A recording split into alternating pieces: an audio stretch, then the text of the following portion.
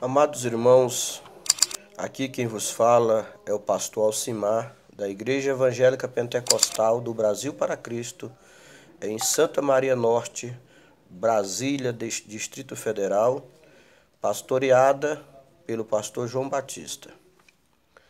Quero agradecer à nossa presidente, pastora Loide Ramos, e ao nosso amado pastor Gedeon Júnior pela confiança a mim depositada. Falaremos hoje sobre o livro de Judas. Este livro se encontra antes do Apocalipse, sendo assim, portanto, o penúltimo livro do Novo Testamento da Bíblia Sagrada. É importante lembrar que este livro de Judas não possui capítulo, e sim 25 versículos. Mas há uma pergunta que é feita por muitos: por que ler este livro? E no caso específico de Judas, é importante lembrar que poucas pessoas gostam do ruído de alarmes. Poucas pessoas gostam da utilização do cinto de segurança quando estão no veículo. Só para evitar irritação.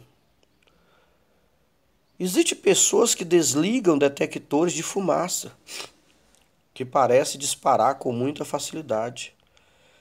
Existem pessoas que desprezam avisos e advertência. E isso pode ser perigoso para a saúde. Mas no caso de Judas, nós deveremos considerar como advertências espirituais que podem nos causar danos piores do que os materiais e físicos. E é por isso que devemos prestar atenção a essa carta. Porque com poucas palavras, Judas faz soar um alarme que não nos atreveríamos a desligar. Mas uma pergunta que fica no ar: quem escreveu este livro? Amados, Judas, o meio-irmão de Jesus, e irmão de Tiago, que segundo muitos também escreveu o importante epístola do Novo Testamento. E quando foi escrito este livro? Talvez um pouco antes de Pedro ter escrito a sua segunda carta, por volta de 65 depois de Cristo. Ou antes, embora alguns achem que Judas tenha sido escrita mais tarde. Essas duas cartas parecem estar relacionadas em parte. E por que foi escrito este livro? Judas estava preocupado, amados irmãos, com o fato de os cristãos poderem afastar-se da fé por causa dos mestres enganadores de falsas doutrinas. Escreveu para exortar os crentes a batalhar pela fé, como está descrito no versículo 3, aonde ele diz: amados, quando empregava a toda a diligência em escrever-vos acerca da nossa comum salvação, foi que me senti obrigado a corresponder-me convosco, exortando-vos a batalhardes diligentemente pela fé que uma vez por todas foi entregue aos santos. E no versículo 4, onde ele diz: pois certos indivíduos se introduziram com dissimulação. Quem eram esses indivíduos? Que relata aqui o versículo 4. amados irmãos, eram impostores e farsantes.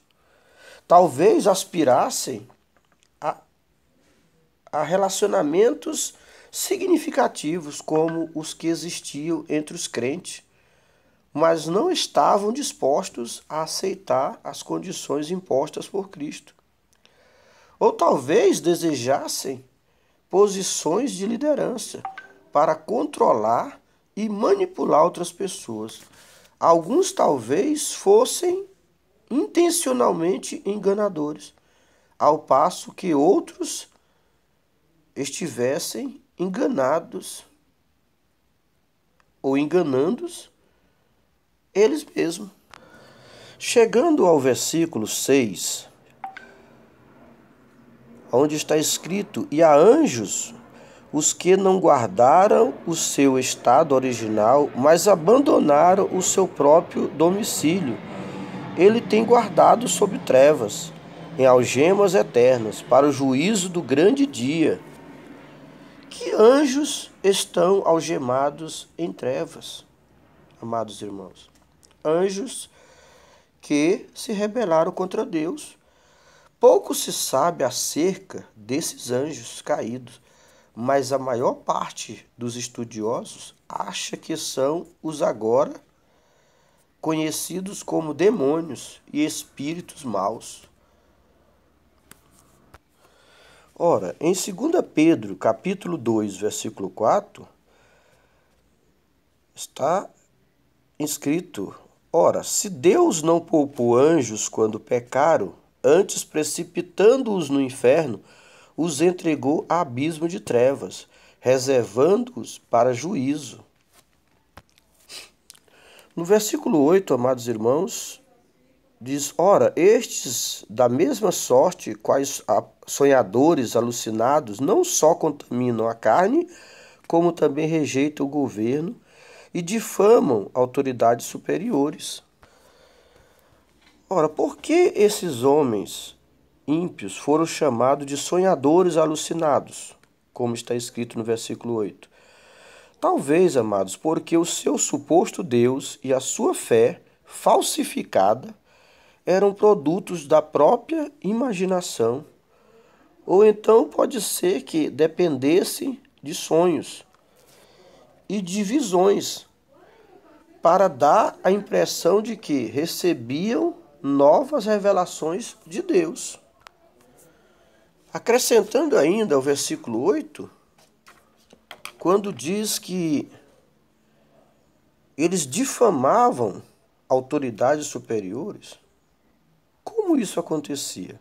Ao que tudo indica, ridicularizavam os poderes espirituais que não podiam entender.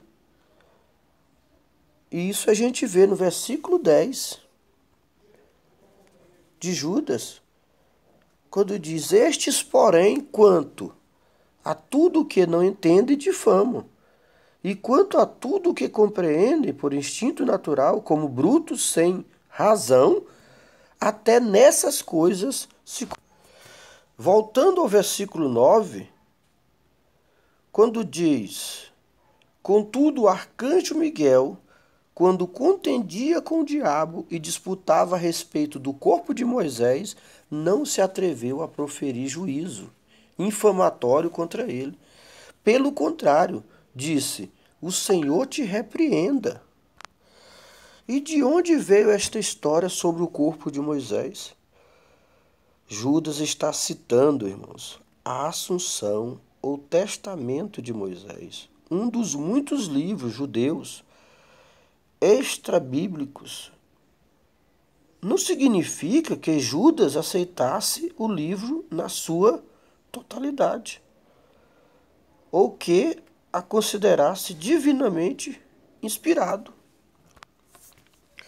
Versículo 11 diz: ai deles, porque prosseguiram pelo caminho de Caim, e movido de ganância, se precipitaram no erro de Balaão, e pereceram na revolta de Coré. Primeiro vamos ver sobre o caminho de Caim.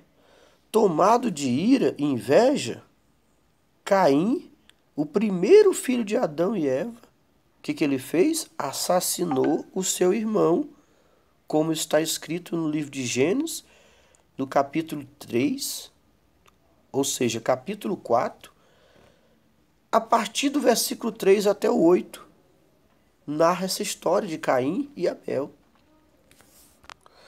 Com relação ao erro de Balaão, Balaão foi um antigo feiticeiro pagão contratado para amaldiçoar o povo de Deus, embora em vez disso Deus o tenha forçado a abençoar a Israel. Parece que a sua ganância o levou a dar um conselho que se revelou desastroso para os israelitas, conforme está escrito no livro de Número, no capítulo 22, do versículo 24, e no capítulo 31, versículo 16. Neste versículo 11 de Judas também fala da revolta de Coré, ou algumas traduções falam revolta de Corá. Corá foi um levita, irmão, que liderou uma rebelião contra a autoridade que Deus dera a Moisés e Arão, conforme está escrito em Números, capítulo 16, versículo 1 a 3 e 11. E voltando à leitura do livro de Judas, agora no versículo 12, diz que estes homens são como rochas submersas em vossas festas de fraternidade, banqueteando-se juntos sem qualquer recato, pastores que a si mesmos se apacentam, nuvens sem água impelidas pelos ventos, árvores em plena estação dos frutos destes desprovidas, duplamente mortas, desarraigadas. Aqui fala em festas de fraternidade. Tratava-se de refeições que as igrejas tinham após os cultos comunitários, como às vezes acontece em nossos dias. A comunidade dos crentes reunia-se dessa maneira para manifestar o amor e a comunhão que havia entre eles. Vamos agora para o versículo 14, onde está escrito: quando a estes foi que também profetizou Enoque, o sétimo depois de Adão, dizendo: eis que veio o Senhor entre suas santas miríades. Amados irmãos, aqui Judas, ele cita Enoque. Judas escreveu numa época em que se liam tanto o Antigo Testamento quanto escritos judeus extrabíblicos, como o livro de Enoque. E a Bíblia, como um todo, contém alusões e citações de várias outras obras literárias. Ora, no versículo 24 diz que aquele que é poderoso para vos guardar de tropeços e para vos apresentar com exultação imaculados diante da sua glória, ou seja, nesta parte final do livro de Judas, que é uma doxologia, há um significado em orar no Espírito Santo, conforme está escrito no versículo 20. Vós, porém, amados, edificando-vos na vossa fé santíssima, orando no Espírito. Então, amados irmãos, orar no Espírito Santo é depender do Espírito para que ele guie as nossas orações de acordo com a vontade e o propósito de Deus. Significa depender dos dons e do poder do Espírito para orar eficazmente e com fé, conforme está em Romanos, capítulo 8, versículo 26 e versículo 27. E também é importante ver Efésios 6, versículo 18, que fala sobre orar no Espírito. Então, depois de todo este contexto do livro de Judas, nós chegamos à conclusão que a melhor maneira de nos prevenirmos contra tudo aquilo que vem de ruim neste mundo tenebroso é orar, é buscar a presença do Senhor. Orar em espírito significa estarmos ligados 24 horas no trono da graça.